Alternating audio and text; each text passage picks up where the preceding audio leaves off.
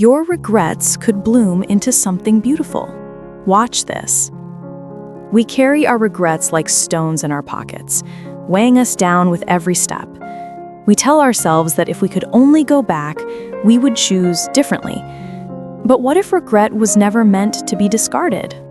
What if it was meant to be planted? What if the heaviest things we carry are actually seeds waiting for the right soil? I found the garden on a Tuesday afternoon when the light was soft and forgiving.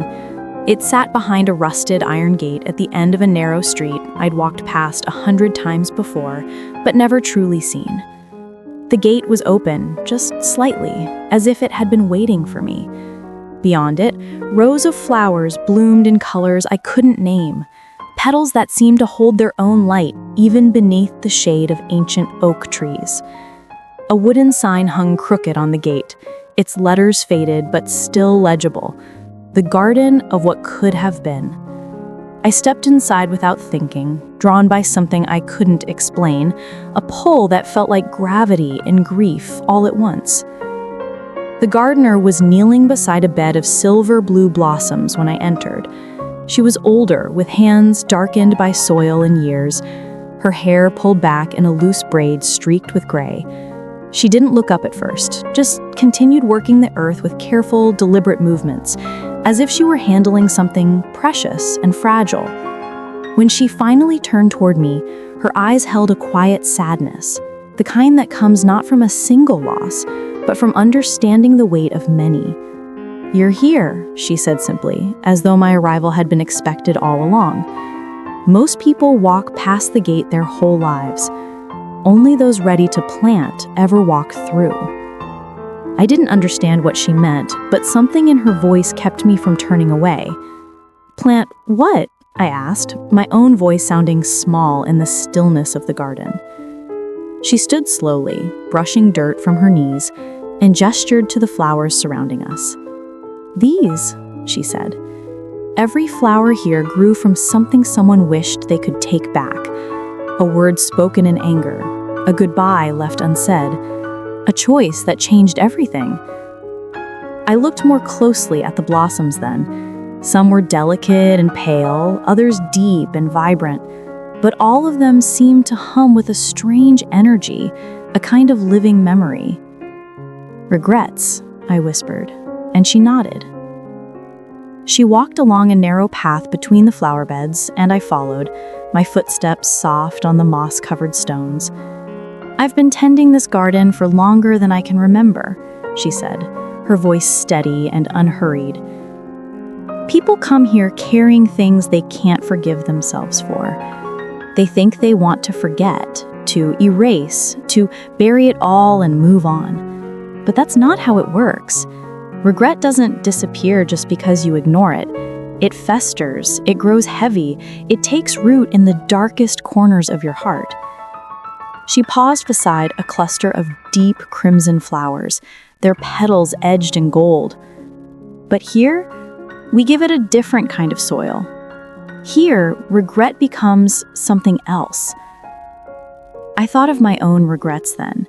The ones I'd carried for so long, they'd become part of me. The friend I'd pushed away when I needed her most. The dream I'd abandoned because I was too afraid to fail. The last conversation with my father. Sharp words that I could never take back. Words that still echoed in the hollow spaces of my chest. "What if I don't want to remember?" I asked, my throat tight.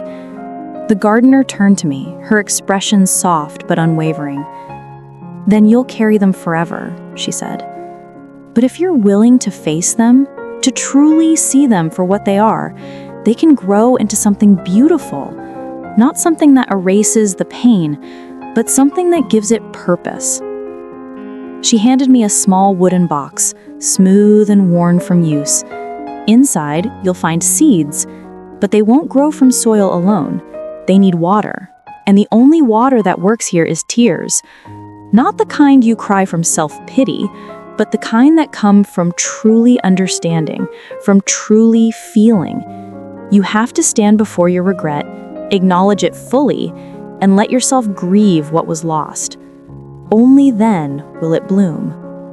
My hands trembled as I opened the box.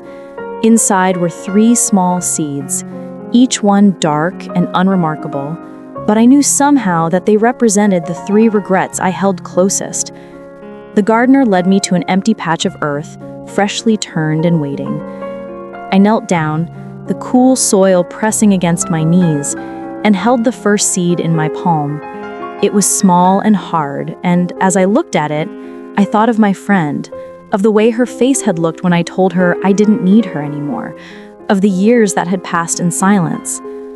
I planted the seed carefully, pressing it into the earth, and as I did, the memory washed over me fully. I let myself feel it, the shame and the sorrow and the stubborn pride that had kept me from reaching out. And then without meaning to, I began to cry. The tears fell onto the soil, soaking into the earth, and I felt something shift inside of me, something hard beginning to soften.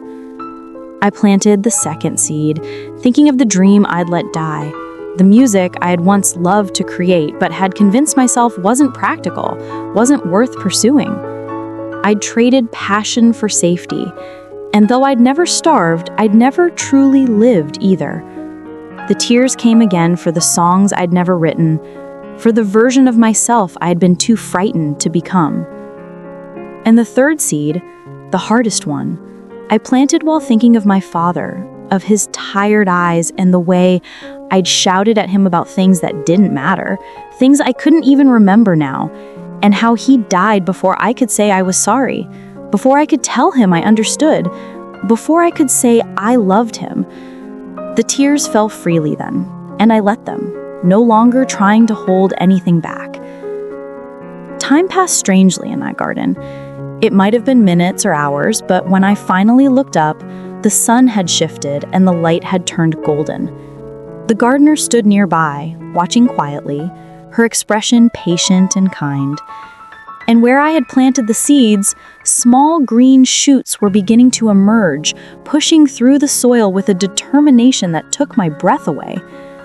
"They'll take time to bloom fully," she said, "but they've already begun. And when they do, they won't erase what happened. The pain will still be real, the choices will still have been made, but now they'll also be something else. Proof that you didn't run from what hurt you. Proof that you were brave enough to feel it." I visited the garden every week after that. I watched my flowers grow, their stems strengthening, their buds forming and slowly opening. The first to bloom was pale violet, delicate and resilient. The second was gold-threaded white, bright against the dark soil. The third was deep blue, its petals soft as velvet.